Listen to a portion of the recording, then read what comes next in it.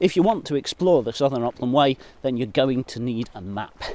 Now obviously you can use a GPS system either on a dedicated device or on an app on your phone, and these are fantastic. I use them myself all the time. But you should always also carry a paper map and a compass. There are actually quite a lot of options available for the Southern Upland Way, so I'm going to go through what's available, and make sure you watch to the end of the video to find out my recommendation for the best map to take with you while walking the Southern Upland Way.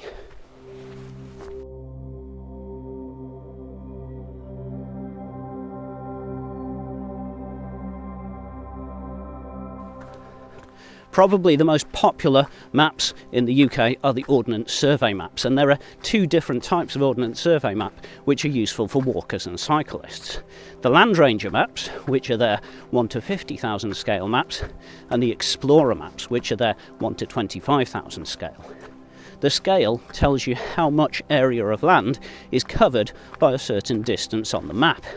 So for a 1 to 50,000 scale map, 1 centimetre on the map represents 50,000 centimetres on the ground.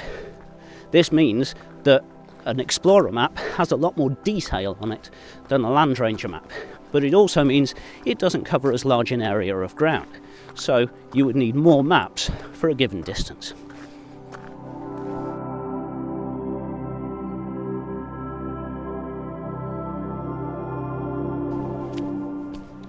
Land Ranger maps really are very good maps. They show a lot of detail and they're perfectly suitable for navigating the Southern Upland Way. They show areas of woodland, they show rivers and lochs, they show roads, tracks and paths, and they also have contour lines that show where the hills are. Explorer maps are even more detailed. Importantly, they show individual buildings and field boundaries, and this makes them ideal for navigating in the countryside. The problem with them is the number of maps that you need. To cover the entire length of the Southern Upland Way, you would need 13 different Explorer maps. Even with Land Ranger maps, you would need 8 maps to cover the whole route, and that really is just too many to carry with you.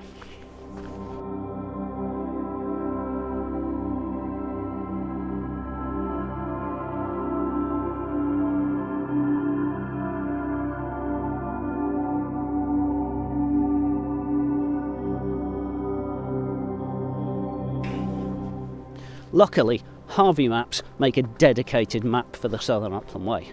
This map is split into thin strips, and each strip covers one section of the route. By doing this, they can get the entire of the Southern Upland Way onto just one map. The scale of this map is 1 to 40,000, so it sits somewhere in between the Land Ranger and the Explorer, but it really is a very good detailed map, ideal for navigating the route. It's made from lightweight plastic, which means not only is it light to carry, it's also waterproof, ideal in Scottish weather. The only disadvantage of this map is because it's split into strips, it doesn't cover a lot of ground either side of the map, so if you go off route at all, you'll quite quickly get to somewhere that isn't covered by the map. And also, there are limited landmarks for taking compass bearings.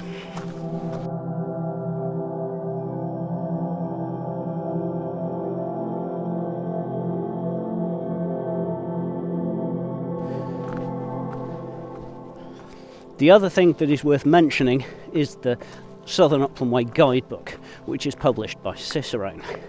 It's a very good guide to the route, and it does include maps of the entire length of the route. These are the 1 to 50,000 Ordnance survey maps. But each page just has a map of the area that is being described on that page. So it doesn't cover much either side of the route. The guide is definitely worth getting a copy of for the route descriptions and for the rest of the information, like information about facilities and accommodation, points of interest, elevation profiles. But in terms of the maps in the guidebook, I would definitely want a bit more. There are also lots of other guidebooks which were published in the past. The very first official guide to the Southern Upland Way included dedicated Ordnance survey maps of the length of the route. These were great at the time. Unfortunately, because they were published almost 40 years ago, they are now really out of date. The route has changed in several places, as has the landscape of the area that it passes through. So, although these are really interesting from a historical perspective, I wouldn't use them today for trying to navigate the Southern Upland Way. If you look on the official Southern Upland Way website at dgtrails.org, you'll find we've got lots of maps on there. We have a map of the entire route using satellite imagery to show you the type of landscape that you'll be walking through. We've also got an interactive map which shows the facilities, accommodation, points of interest that you pass along the route. Each route section has also got a simple map of that section on it. All of these maps are intended to be used for planning your trip, so please do not try to use them for navigating.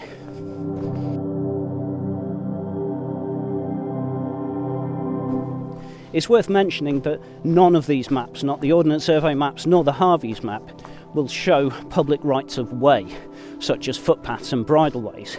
No maps in Scotland do. I've already done a video about why this is, so I'll put a link in the description in case you want to watch that. So what maps would I personally recommend you take with you while out on the Southern Upland Way? Well, if you're walking the entire length of the route, I would definitely recommend the Harvey's map. It's the ideal way to navigate along the Southern Upland Way from one end to the other. If, however, you are just visiting the area and want to walk a short section of the Southern Upland Way, I think the Ordnance Survey Explorer maps are the best maps to get. It would also be well worth getting a copy of the guidebook for the extra information about facilities, accommodation and points of interest.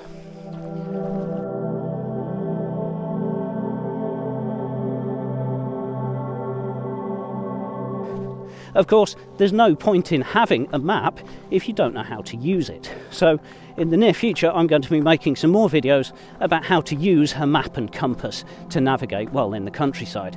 Make sure you subscribe to our channel so you don't miss those. I hope you've enjoyed watching this video and that you found it useful. If you have, please do click the like button below. Thank you for watching.